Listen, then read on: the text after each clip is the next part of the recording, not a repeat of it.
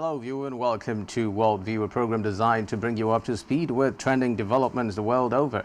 My name is Xavier Robert, reaching you live from Uyo, the Akwa Ibom State capital. And on our top stories today, Hamas-controlled health ministry says at least 3,785 people killed in Gaza Strip since Israel began bombarding the coastal enclave. Jim Jordan says he is pressing ahead with his bid to become Speaker of U.S. House of Representatives despite stiff opposition from Republicans. Canada says it has withdrawn 41 diplomats from India. Fallout from a bitter row over killing of Sikh separatists on Canadian soil. The details of these stories and more in a moment.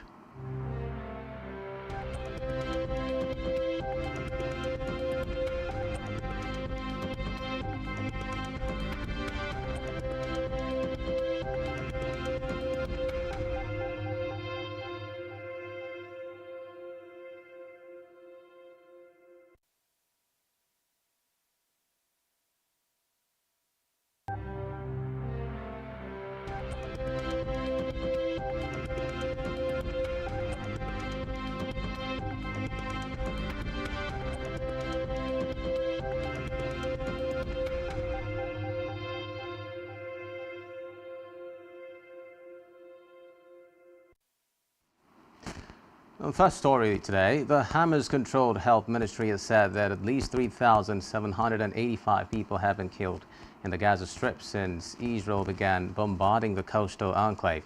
The ministry said some 1,524 children and 1,000 women are among those killed in the relentless Israeli airstrikes, adding that another 12,493 people have been injured.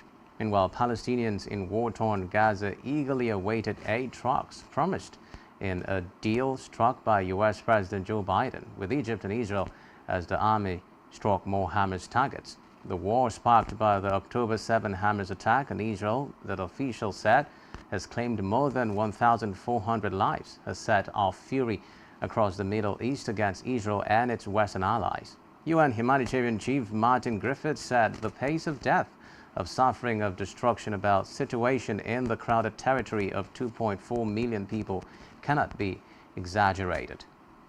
Moving on now, the Britain's Prime Minister Rishi Sunak has pressed Israel to let more humanitarian aid into Gaza as he stepped up a campaign by Western leaders to reinforce support for Israel after attacks by Hamas. Sunak, following visits this week by U.S. President Joe Biden and Germany's Chancellor Olaf Scholz, expressed strong backing for Israeli action after the October 7 raids in which at least 1,400 died and more than 200 people were taken hostage. But he said, after talks with Prime Minister Benjamin Netanyahu and President Isaac Herzog, that it was also important to get food, water and medicine to blockaded Gaza's 2.4 million population. After meeting Biden, Netanyahu agreed to let aid through Gaza's only access to the outside world, the Rafah crossing with Egypt, but Israel has insisted it will stop any supplies reaching Hamas. Moving on now, about 20 trucks reportedly carrying much-needed aid may be allowed to enter Gaza in the coming days, bringing some relief to its 2.2 million residents. Recall that Israel had cut electricity supply of water and stopped food and medicine deliveries following an attack by Hamas militants on October 7. A deal allowing some supplies through Egypt's Rafah crossing has now been struck by the U.S. and Egypt. UN has reported that a minimum of 100 trucks of humanitarian assistance are needed in order to support the millions of civilians living in Gaza. The Commissioner General of United Nations Relief and Works Agency Felipe Lazzarini said about 500 trucks a day would enter Gaza with aid, fuel and other commodities. In a separate development, China says it was deeply disappointed by the United States' decision to veto a UN Security Council resolution calling for a humanitarian pause in the Israel-Hamas conflict. Foreign Ministry spokesperson Mao Ning, who disclosed this, however, called on the Security Council to play its role in reaching a ceasefire and stopping the war. Reports say for the past days, Israel has carried out a bombardment of the Gaza Strip in retaliation for the alleged killing of 1,400 people in shock cross-border attacks launched by Hamas on October 7. Meanwhile, more than 3,470 people have allegedly been killed in Gaza as a result of Israeli airstrikes.